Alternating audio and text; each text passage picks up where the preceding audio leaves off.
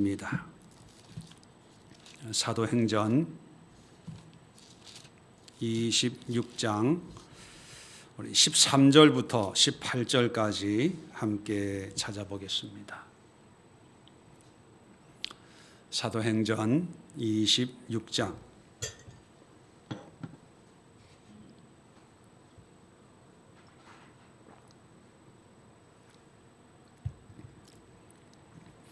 자, 영상을 보고 계신 분들도 본문을 찾아서 함께 합독하도록 하겠습니다.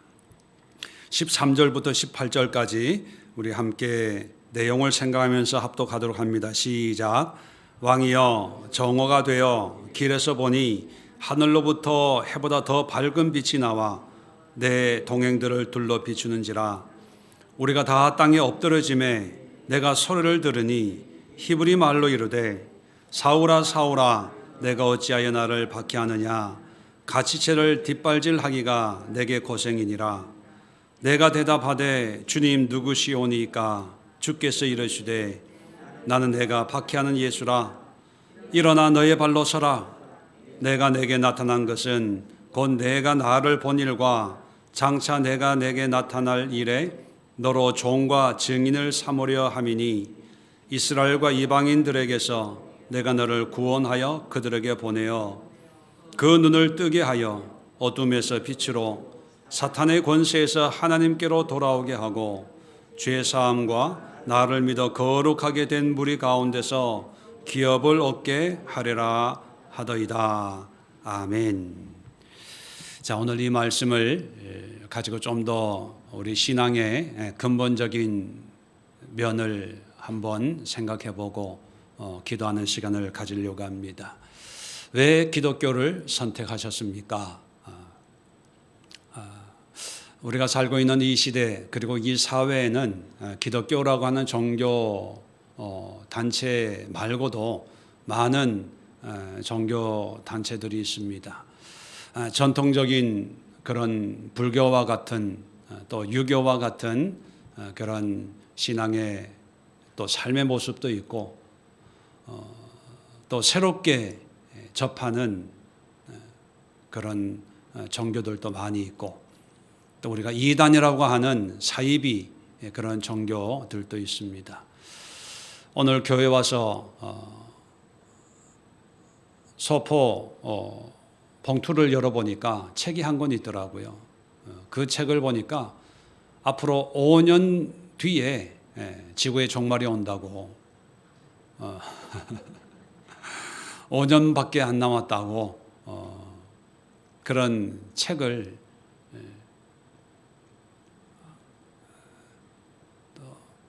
무료로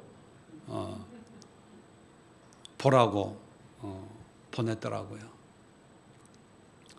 참 많은 그런 집단들이 있습니다. 그런데 여러분들은 왜 하필 그 많은 종교 집단 중에서 기독교를 선택하셨나요?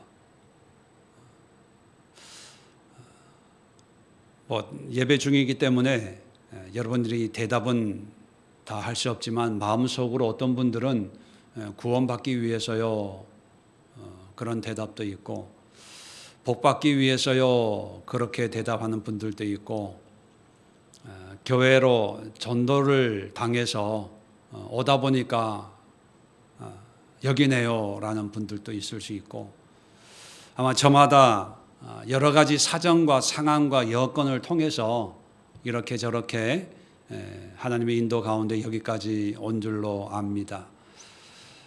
저희 교회 교인들뿐만 아니라 이 땅에 있는 모든 교회를 다니는 기독교인들도 거의 비슷한 그런 상황 속에서 신앙생활을 하지 않을까 그런 생각을 합니다. 물론 여러 가지 형편과 상황과 계기가 주어져 있지만 그러나 중요한 것은 하나님이 왜 우리에게 하나님을 믿는 신앙, 예수 그리스도로 말미암는 신앙을 우리에게 허락하셨고 또 그 신앙을 통해서 우리에게 무엇을 원하고 있는가를 우리는 바르게 기억하고 계기야 어떻게 됐든지 동기야 어땠든지 간에 전도하는 사람이 예수 믿으면 복 받아요 해서 교회 예수님을 믿게 됐든지 아니면 몸이 아파서 교회 가서 기도했는데 하나님이 치료해 주어서 그때부터 예수님을 믿게 됐다라고 하든지 그 계기와 동기는 천차만별입니다. 그러나 중요한 것은 왜 하나님이 그런 은혜를 또 그런 방법을 또 그런 과정을 통해서 우리를 하나님을 믿는 기독교인으로 만드셨는가 하는 것입니다. 그 모습을 오늘 본문을 보면 사도 바울이 자기가 예수를 믿게 된 것을 아그리빠 왕에게 간증하는 장면이 오늘 본문으로 소개하고 있습니다. 이 본문을 보면 바울을 부르신 하나님이 아마 저와 여러분들도 분명히 불렀을 것입니다. 다메섹 도상에서 바울이 체험한 그런 은혜를 통해서 바울을 부르신 하나님은 우리 또한 여러 가지 상황과 여건을 통해서 친구 따라 어떤 계기를 통해서 하나님이 역사하셔서 우리를 불러주셨을 것입니다. 그렇다면 방법은 말씀드린 것처럼 다양합니다.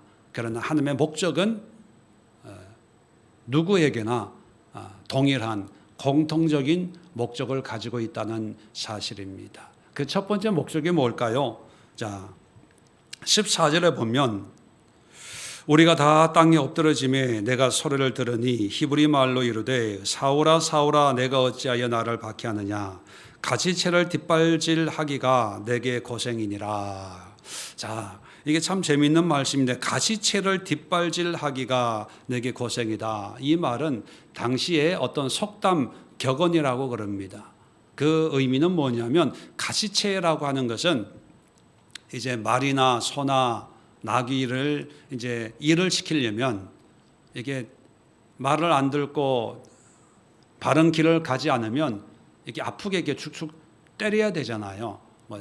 채찍으로 할 수도 있지만 당시에는 이 막대기 끝에 가시 덤불 같은 그런 뾰족한 걸로 이게 따끔따끔하게 그렇게 만들었대요. 그래서 이 가축이 이제 바른 길을 가지 않으면 뒤에서 이래야 하면서 이렇게 그 막대기를 이제 치게 되는 거죠.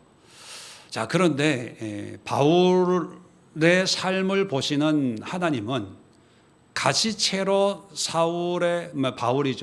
바울의 삶의 간섭에서 야, 그렇게 살면 안 돼. 그렇게 생각하면 안 돼. 그런 길로 가면 안 돼. 이렇게 가시채로 하나님이 개입하시는데 그러면 그 가시채가 개입할 때 빨리 깨닫고 이렇게 가면은 주인이 싫어하는구나. 이쪽 길로 가야 되는구나. 또 이렇게 해야 되는구나. 이게 빨리 깨달으면 되는 거예요.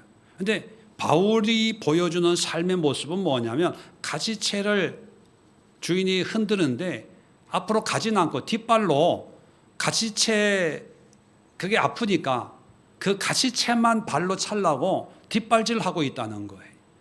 한마디로 얘기하면 참 어리석은 삶을 살고 있다 그거예요. 근데 사실 바울이 예수님을 믿기 전에 사울의 삶을 살 때 그렇게 어리석은 삶을 살았을까요? 가말리엘의 문화생이었다. 또 바리새인이었다. 율법으로는 흠이 없던 그런 사람이었다. 이렇게 얘기하는 거 보면 그리고 또 예수 믿는 사람들을 잡아오게 가두려고 대제사장에게 허가증을 받고 다메섹으로 가는 모습을 보면 우리가 언뜻 보기에 어리석은 삶은 아닙니다. 어쩌면 장래 유망한 또 비전이 있는 청년, 주변에서 인정하는 그런 청년, 정말 훌륭한 교육을 받고 또 당시 로마 시민권도 가지고 있었으니까 정말 장래가 유망한 그런 청년이라고 인정을 받았을 것입니다. 그런데 예수님, 하나님이 볼 때 어리석은 삶을 살고 있었다는 거예요. 언제까지 그렇게 살겠냐? 내게 고생이니라.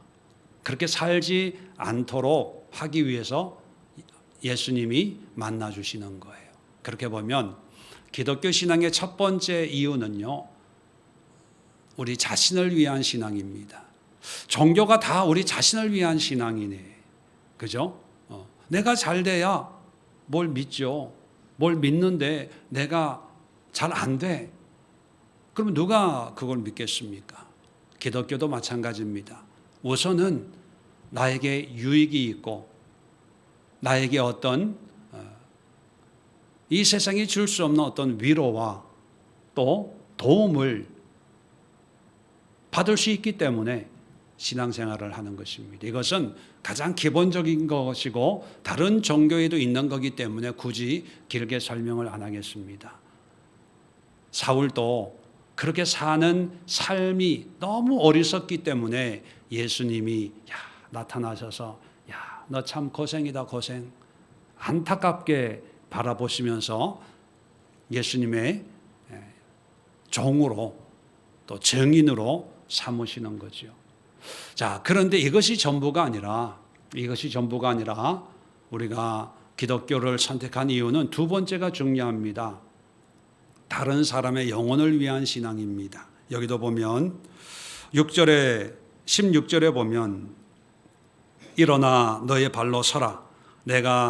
내게 나타난 것은 곧 내가 나를 본 일과 장차 내가 내게 나타날 일에 너로 종과 증인을 삼으려 함이니 이스라엘과 이방인들에게서 내가 너를 구원하여 그들에게 보내고 그 눈을 뜨게 하여 어둠에서 빛으로 사단의 권세에서 하나님께로 돌아오게 하고 죄 사함과 나를 믿어 거룩하게 된 무리 가운데서 기업을 얻게 하리라. 이런 사명을 주기 위해서 바울을 불렀다는 것입니다. 그런데 우리가 오해하는 것은 바울은 사도의 직분을 받았기 때문에 이런 증인의 사명을 받은 거지, 나는 그런 사명 없으니까 나하고는 상관이 없습니다라고 생각하는 분들도 있어요. 바울은 그 시대에 바울에게 주어진 특별한 사명이 있기 때문에 이런 말씀을 예수님으로부터 직접 받았을 것입니다. 그런데 중요한 것은 모양과 모습은 다 다르겠지만 또 하나님의 이 뜻을 이루는 방법은 다 다르겠지만 모든 믿는 자에게 공통적으로 주어진 사명 또 신앙의 의미가 뭐냐 하면 나의 유익만 구하는 것이 아니라 다른 사람의 유익을 위해서 우리가 도구로 쓰임받아야 된다는 사실입니다. 이건 그런 은사가 있는 사람 또는 목사님, 전도사님, 또 전도 많이 하는 분, 그 사람들의 전유물이 아니라 모든 믿는 자에게 주어진 하나님의 뜻이 뭐냐? 나만을 위해 사는 삶이 아니라 다른 사람을 섬기고 사랑하는 삶. 그래서 우리가 잘 아는 영생을 얻는 자는 어떤 사람이냐? 또 성경에서 가장 큰 계명은 무엇이냐라고 했을 때 예수님이 뭐라고 대답하셨습니까? 두 가지 말씀했죠. 간단하게 하나님을 사랑하고 내 이웃을 내 몸과 같이 사랑하는 것. 그러면서 너희도 사마리아 사람의 예를 들면서 이웃 사랑은 이렇게 하는 거다라고 하면서 너도 이와 같이 해라. 그렇게 말씀하셨습니다. 그렇다면 우리가 기독교 신앙을 선택한 이유 가운데 두 번째는 뭐냐 하면 이웃을 섬기기 위해서예요. 자, 그래서 다른 종교에서도 이웃을 섬기는 종교들이 참 많습니다. 가톨릭에서도 구제, 자선 여러 가지를 하고요.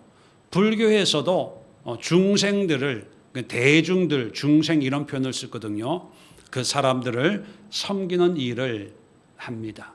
또 종교가 아니어도 많은 자선단체, 이 구제단체들이 많은 일을 하고 있습니다. 케이블 방송을 보면 선전할 때 중간중간에 보면 막 못 먹는 아이들, 막 더러운 물 먹는 사람들, 기아에 허덕이는 사람들 보여주면서 한 달에 얼마만 보내주면 이 아이가 이렇게 먹을 수 있습니다. 나을 수 있습니다. 이런 선전을 보내고 있잖아요. 자, 그래서 기독교인들도 이웃을 사랑하기 위해서 교회도 교회 단체들도 많은 일을 하고 있습니다. 근데 중요한 것은 뭐냐면 이웃을 사랑하기 때문에, 사랑해야 되기 때문에 교회가 자선단체가 되어서는 안 된다는 거예요. 자, 오늘 바울에게 말씀하신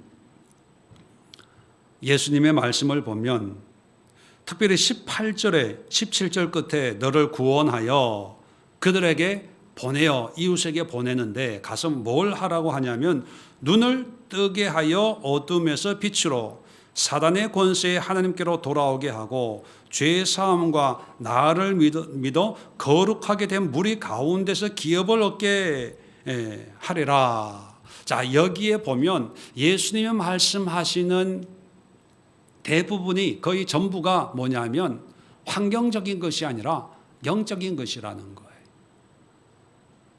우리는 이것을 영혼, 이렇게 영적인 것, 영혼에 관한 영적인 사역의 영역에 연관이 되어 있는 거예요. 자, 그래서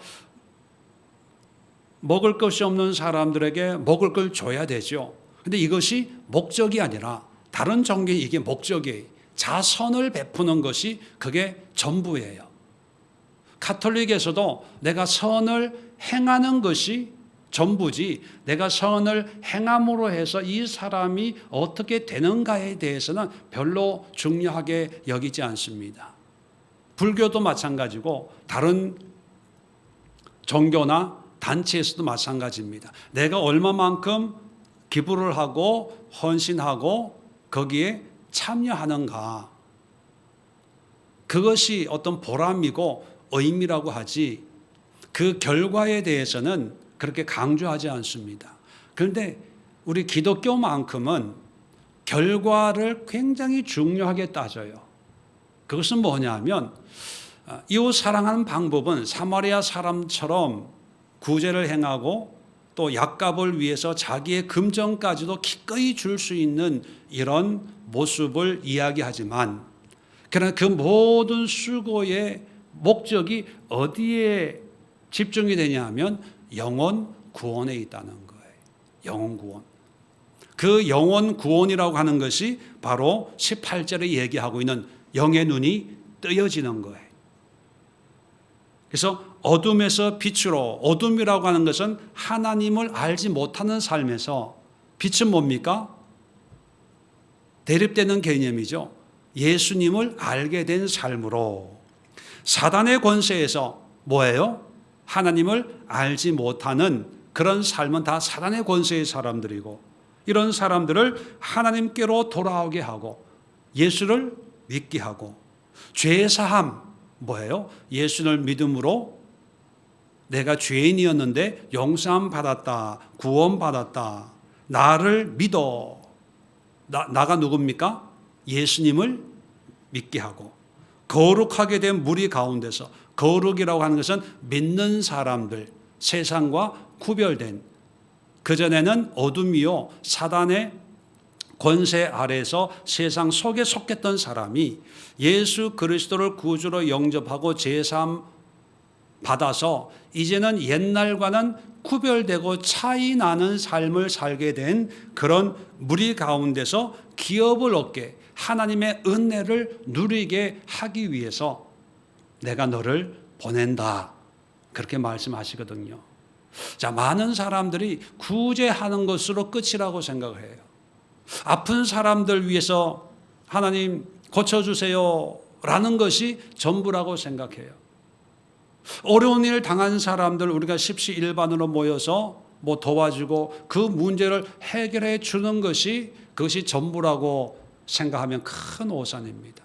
또 그런 삶을 살기 위해서 기독교 신앙을 가지고 그런 부서나 그런 단체나 그런 활동을 하고 있다라고 한다면 굉장히 큰 오산입니다. 여러 가지 방법은 다양한 방법일 수 있습니다. 그러나 그 모든 것은 하나의 도구고 수단이고 통로입니다. 근본적인 것은 그의 영혼이 구원받는 거예요. 교회에서도 환자들 위해서, 어려운 사람들 위해서, 고난당한 사람들 위해서 열심히 기도하잖아요. 자, 그래서 어떤 경우에는 치료가 일어나고 문제가 해결되는 경우가 있어요. 자, 그랬을 때 그 결과가 문제가 해결됐대요. 일이 잘 풀렸대요. 우리는 그런 이야기를 들을 때 기분이 좋죠. 근데 이게 미혹일 수 있습니다. 하나님 우리에게 물어봐요. 문제는 해결됐는데 그의 영혼은? 아플 때는 교회 와서 기도해달라 그러는데 건강 찾으니까 교회를 안 나와. 그러면 그것이 하나님의 은혜일까요? 하나님의 기쁘신 뜻일까요? 물론 하나님의 뜻이었을 수 있어요. 근데 결과적으로 보면 우리는 기도한 그 기도가 기도가 효과가 없다고 표현하는 것은 좀 그렇지만 그 기도의 응답이 치료가 몸이 낫는 게 아니었던 거예요. 물론 기도했기 때문에 언젠가는 구원받고 그런 믿음으로 우리는 계속 기도해야 되겠지만 엄밀하게 냉정하게 보면 우리의 관심은 어떤 환경의 변화가 일어날 때 하나님 감사해요. 하나님의 은혜예요. 하나님의 축복이 이렇게 환경을 보고 그렇게 결정을 해요. 근데 하나님은 환경도 보지만 더 중요한 열매는 뭐냐? 그 영혼이라는 거예요. 그래서 우리가 교회에서 여러 가지 활동을 하고 봉사도 하고 섬김을 하지만 우리의 주 관심사는 어디에 있어야 되냐면 그의 영혼의 구원에 있어야 돼요. 목사님 어떤 분이 은혜를 받았대요. 뭐 했대요. 기도했는데 나았대요. 뭐 했대요. 예, 감사하죠. 그런데 더 감사한 것은 그런 상황을 통해서 이분이 하나님이 나를 이렇게 긍휼히 여기셨구나. 이런 사랑을 베푸셨구나. 이런 축복을 나에게 허락하신 거구나. 이렇게 깨닫고 영적인 눈이 오늘 18절처럼 열려서 이제 변화된 삶으로 돌아올 때 그 모습이 바로 우리 기도의 응답이다. 이렇게 얘기할 수 있어야 됩니다. 또 하나 비슷한 예지만 전혀 정반대되는 예를 하나 들어볼까요? 자, 어떤 분이 문제가 있고 어려움이 있고 그래서 기도 부탁을 했어요. 그래서 열심히 기도했지요. 자, 그런데 문제가 해결되지 않는 거예요. 더 큰 문제가 생긴 거예요. 그 우리가 볼 때는 이분이 시험 들지 않았을까? 그죠? 왜 문제가 작아져야 되는데 더 커졌으니까. 어떡하지? 우리가 그렇게 열심히 기도했는데 왜 하나님 응답 안 해주시지? 우리는 그렇게 염려해요. 그런데 이분이 문제는 더 커지는데 그 커지는 문제를 보면서 하나님이 여기 마찬가지 가시체를 뒷발질하는 게 아니라 가시체 이 문제를 가시체로 여겨서 하나님이 이렇게 나에게 어려운 문제를 주는 것은 내가 잘못 살았다는 것을 알게 하기 위해서 이 문제를 주었구나. 이렇게 살면 안 되는구나. 하나님 내가 깨달았어요. 지금까지 내 삶은 내 욕심으로 사는 삶이었고 내 소견에 옳은 대로 사는 삶이었어요. 하나님이 이런 어려움을 주시는 걸 통해서 이제 내가 깨달았네요. 자, 내가 이렇게 살겠습니다. 라고 하면서 문제는 더 커졌는데 기도하러 나오는 거예요. 예배 드리러 나오는 거예요. 헌신하는 거예요. 말씀을 보고 말씀을 공부하고. 자, 그랬을 때 기도 응답된 거예요? 안 된 거예요? 예? 안 들려요. 마스크를 껴가지고. 평소대로 얘기하세요. 지금 문제가 더 커졌다니까요. 예. 더 어려워졌어요. 병원 갔더니만 암이 하나 있는데 3개가 생겼어요. 온 교회가 그분을 위해서 기도했어요. 응답이 된 거예요? 안 된 거예요? 그게 응답이에요. 마귀는요, 자꾸 현상에 매이게 해요. 현상에. 그래서 현상이 달라지는, 바뀌는 것이 하나님의 응답이라고 생각을 하게 만들어요. 반대로 현상이 안 좋아지면 하나님의 응답이 아니라고 자꾸 여기게 만들어요. 그러니까 어떻게 하든지 현상을 좋게 만들어야 되니까 하나님의 역사보다는 어떤 사람의 행위가 이제 드러나는 그런 모습들이 나타나게 되는 거죠. 그래서 하나님 이렇게 역사하셨습니다. 이런 은혜를 주었습니다. 자, 그런데 과연 우리는 현상은 보이지만 영혼은 보이지 않으니까 영혼의 문제에 대해서는 감출 수가 있거든요. 그런데 하나님은 머리카락 헤아리는 것처럼 우리의 영혼도 보고 계시다는 거예요. 자, 그래서 여러분, 교회가 하는 모든 것의 최종 목표는 믿음의 회복이에요. 영혼의 회복이에요. 예, 교회에서 교제도 해야지요. 산으로도 가고 들로도 가고 바다로도 가야 돼요. 자, 그런데 그것으로 끝나서는 안 돼요. 그런 걸 통해서 영혼의 구원. 사람들 만나서 밥도 먹고 차도 마시고 분위기 좋은 카페 가서 교제도 하고 친교도 해야 되죠. 근데 그 친교 하나를 위해서가 아니라 그 사람의 영혼을 위해서. 그리고 우리가 사람들을 보는 관점이 달라져야 돼요. 관점이. 수고하고 섬기고 헌신하고. 그러나 우리의 관심은 항상 그의 영혼에 있어야 돼요. 그래서 어떤 경우에는요, 이 사람의 영혼을 위해서 내가 이렇게 계속 은혜를, 사랑을 베푸는 게 오히려 방해가 되는구나. 그럴 때는 그 영혼을 위해서 내가 그 사람을 위해서 하는 수고를 끊어줘야 돼요. 끊어주지 않으면 마귀가 이용해요. 계속 나를 찾고 필요하게 만들어서 내가 이 사람한테 이렇게 잘해줘야 되는데 잘해주지 않으면 내 신앙 양심에 하나님이 책망하는 게 아닐까? 자기 스스로가 그냥 그렇게 상황 속에서 자기를 그런 존재로 만들어버려요. 그러니까 끊임없이, 물론 하나님이 끊임없는 사랑을 필요로 하는 사람도 있어요.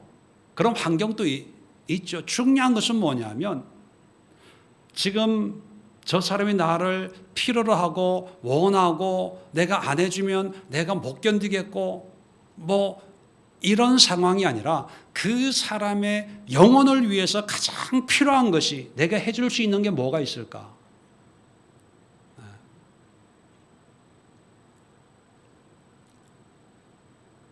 그걸 염두에 두고 그걸 놓고 기도하고 거기에 따라서 내가 계속 해야 될지 말아야 될지 결정해야 된다는 거예요.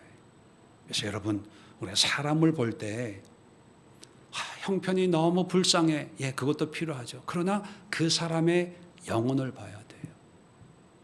종종 교회로 전화가 와요. 어렵다고. 며칠을 못 먹었대요. 어떤 분들은요, 목욕을 못 해가지고 목욕비가 없다, 뭐 이런 분들이 있어요.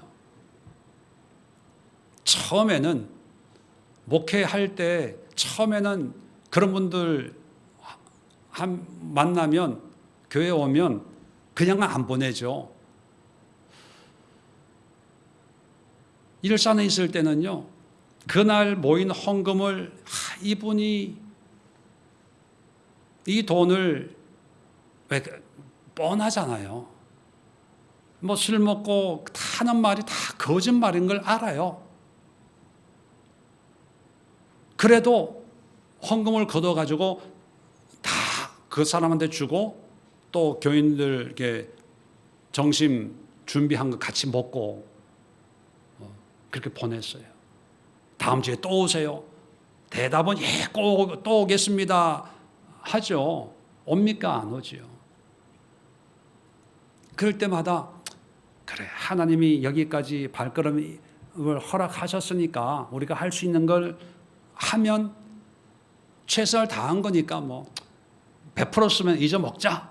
뭐 그래서 별로 뭐 여운이 없습니다.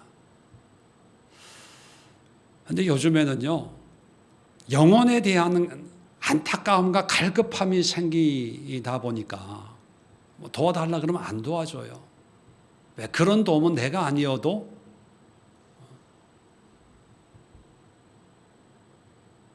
얻을 수 있는 것이 많이 있겠죠. 그리고 너무 어렵다 그러면 저는 주일 예배 드리러 오라고 그래요. 근데 지금까지 한 번도 온 사람이 없어요. 예배 드리고 식사 같이 하고 그리고 도와드리겠습니다. 창피해서 그런지 주일날은 안 와요.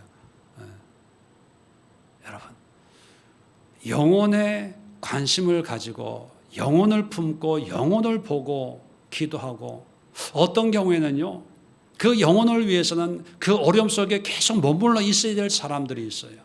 그러면 그 문제에 대해 기도할 필요가 없어요. 하나님, 더 많은 어려움을 주세요. 그 어려움을 통해서 깨닫지 못하면 그것보다 몇 배 더 큰 어려움을 통해서 하나님을 만나게 해주세요. 전 솔직하게요, 사업을 하든 뭐 시험을 보든 뭘 하든 사업 잘 되게 해주세요. 무조건적으로 기도하지 않아요. 어떤 경우에는 사업 망해야 돼요. 하나님, 이번에 안 돼야 돼요. 이건 못해야 돼요. 그렇게 기도한 적이 있어요. 오해하지 마세요. 항상 그렇게 기도하는 건 아니니까. 왜냐하면 그렇게 되지 않으면 하나님 앞에 나올 기회를 놓칠 수 있다는 생각이 들었어요. 이번에 합격하면 교만하게 될 것이 뻔하기 때문에, 이 일이 잘 되면 하나님 필요 없다라고 얘기할 수도 있다고 여겨지기 때문에 하나님, 이번에는 안 되게 해주세요. 잘 될 거라고 승승장구하는데 하나님, 브레이크 한번 걸어주세요. 진짜 걸리더라고요.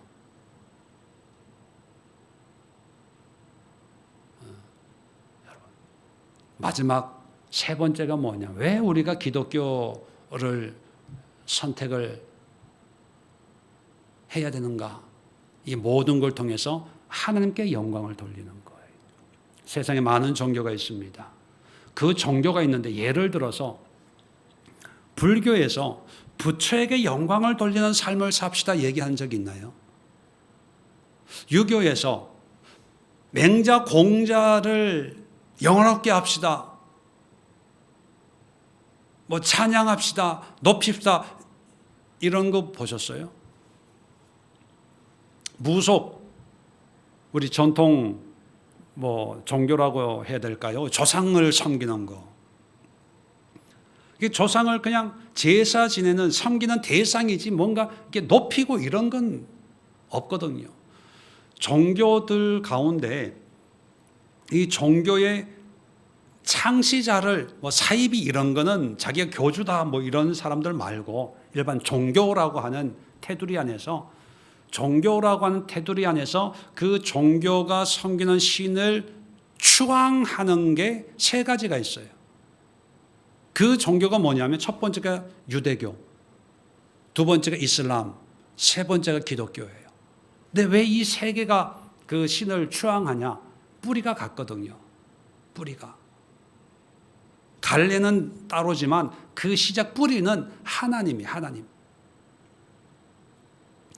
이슬람이 얘기하는 알라도 지금은 엉뚱한 알라예요. 전혀 다른 알라인데 아브라함까지는 아브라함까지는 줄기가 같거든요. 거기서 이제 변질돼서 알라가 나왔는데, 자, 그래서 이 세 가지 공통 분모가 뭐냐면 하나님이 하나님. 하나님만 자기가 영광 받고 싶어 하는 분이에요. 그래서 하나님은 질투하는 하나님. 나를 찬송하기 위해서 너희들을 만들었다라고 아주 당당하게 얘기하는 분이에요. 이런 신은 존재하지 않아요. 보통은 그 신이 존재함으로 해서 그 신을 믿는 사람이 뭔가 이렇게 편안해지고 위로를 받는 거거든요. 그런데 이 기독교만큼은 하나님이 영광 받기를 원하는 분이에요. 그렇다면 우리가 기독교를 선택한 이유는 하나님께 영광을 돌리기 위해서 기독교 신앙을 내가 믿기로 작정을 했습니다. 이렇게 고백이 돼야 돼요. 하나님의 영광이 뭐냐? 1번, 2번. 첫 번째가 뭐였어요? 내 자신이 하나님으로 변화되는 것. 그게 영광이에요. 두 번째가 뭐예요? 변화된 내가 다른 사람의 영혼을 변화시키는 것. 이게 하나님이 영광 받는 모습입니다. 자, 그래서 믿음 생활을 건강하게 바르게 하는 것이 곧 하나님을 영화롭게 하고 영광 돌리는 그런 신앙이다. 이렇게 이해하면 좋을 것 같습니다. 그렇다면 우리가 오늘 두 가지 기도 제목 가지고 집중해서 함께 기도하려고 합니다. 먼저 나의 신앙의 목적이 뭐냐? 내 문제 해결받고 내 자녀 잘 살고 내 사업 잘 되고 내가 무병장수하게, 물론 그것도 하나님의 은혜예요. 그건 늘 말씀드리지만 신앙의 부록이에요. 부록, 보너스. 우리가 하나님을 믿는 것은 내 영혼이 하나님 앞에서 합당한 모습으로 살아갈 수 있는 영육이 강건한 삶을 위해서 우리가 하나님을 믿는 거지요. 그래서 내 영혼이 잘됨 같이 범사가 잘되고 강건하기를 간구하노라. 이 말씀처럼 하나님 먼저 영혼의 잘됨을 허락해 주시고 그 영혼의 잘됨으로 범사가 잘되고 강건한 은혜를 허락해 주옵소서 기도하시고 우리 자신을 위해서 기도하시고, 두 번째는 우리가 만나고 여러분들이 만나고 있는 그 사람들의 영혼을 한번 보세요. 교회 생활하고 있다고 이런 거 생각하지 마시고 그들의 마음 속에, 그들의 신앙 속에 진정한 예수 그리스도가 살아 역사하는가, 그 신앙을 위해서 그분들 위해 기도해야 돼요. 어떤 경우에는 목사인데도 살아있는 하나님의 은혜가 없는 분들도 있어요. 물론 저를 위해서도 기도해 주세요. 이렇게 목회하고 있지만 하나님의 온전한 은혜를 온전히 누리지 못하고 있는 건 사실이니까요. 그러면 이 담임 목사의 영혼을 위해서도 성도들이 간절한 마음으로 기도해야 되는 거예요. 우리의 관심은 영혼에 있지 환경에 있는 게 아니에요. 교회의 존재 목적은 사람을 많이 끌어모으는 것이 아니라 한 사람 한 사람의 영혼을 변화시키는 거예요. 리더 훈련도 그 목적을 위해서 하는 거거든요. 내가 만나는 사람들 날마다 얼굴 보고 하지만 과연 그들의 영혼을 위해서 얼마나 염려하고 걱정하고 안타까워하고 있는가.